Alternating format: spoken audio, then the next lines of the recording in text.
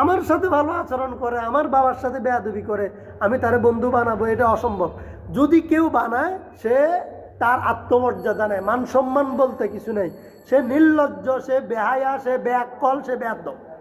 তাহলে যেই মুসলমান আলেম হোক, সাধারণ মানুষ হোক, যেই শ্রেণীর হোক, যেই মুসলমান কোনো শরিয়া বিরোধী মানুষের কাছে, শরিয়া বিরোধী নেতার কাছে, বাতিল সেকুলার ব্যক্তি নেতার কাছে অথবা গণতান্ত্রিক নেতার কাছে, যে বলে যে আমি শরিয়া মানি না, আমরা শরিয়া মানি না, শরিয়া বিরোধীদের কাছে, যারা সবসময় ইসলামের দুশ্মনদেরকে সহযোগিতা করে, তাদের পক্ষে, তাদের সাথে যারা সুন্দর আচরণ করে, তাদেরকে যারা মেহমান বানায়, তাদেরকে সম্মানের চেয়ারে বসায়, তাদের সাথে সব সময় সুসম্পর্ক রাখে, তারা যদি আলেম হয়, তারা যদি মুসলমান হয়, তারা যেই শ্রেণীর মুসলমানই হোক, তারা আত্মমর্যাদাহীন, তারা বেগায়রত, তারা নির্লজ্জ, তারা বেহায়া, তারা ব্যাককল এবং বোকা, তাই না?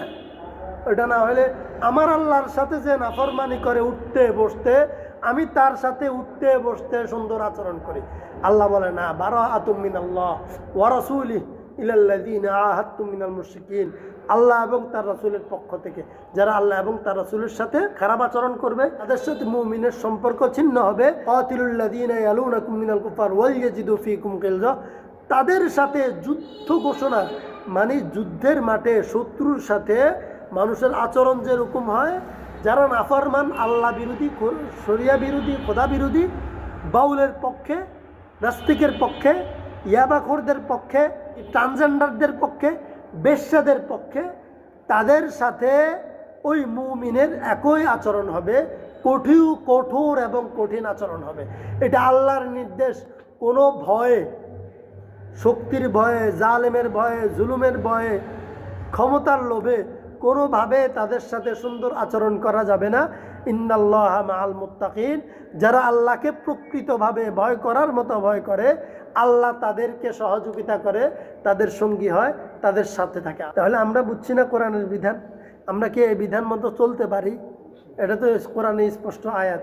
আমরা যদি বিধান মতো চলতে না পারি, তাহলে প্রতি মুহূর্তে আমরা আল্লাহর কাছে ইস্তেগফার করব, নিজেকে অপরাধী মনে করব। কি নিজের ভুলের পক্ষে সাফাই গাইব না, নিজেকে সবসময় আল্লাহর দরবারে অপরাধী হিসাবে উপস্থাপন। আল্লাহ, আমি তো আপনার বিধান সব মানতে পারি না, আমি আপনার কাছে অপরাধী, আমাকে আপনি ক্ষমা করে দেন। আল্লাহ, আমি আপনার কাছে অপরাধী, আমাকে ক্ষমা করেন। আর যে মানুষগুলো বলবে আমি তো চেষ্টা করি, কত মানুম, কদ্দুর মানতে মারুম, আর কত পারুম, আর কত করুম, কেউ যদি এইটা বলে, তারা নাফরমান, তারা দাম্ভিক, তাদের মধ্যে ইস্তেগফারের আমল নাই। সুতরাং যাদের কাছে ইস্তেগফার নাই, তাদের কোনো ক্ষমা নাই। আল্লাহ তাআলা আমাদেরকে ক্ষমা করুন, সঠিকভাবে চলার তৌফিক দান করুন। আমিন।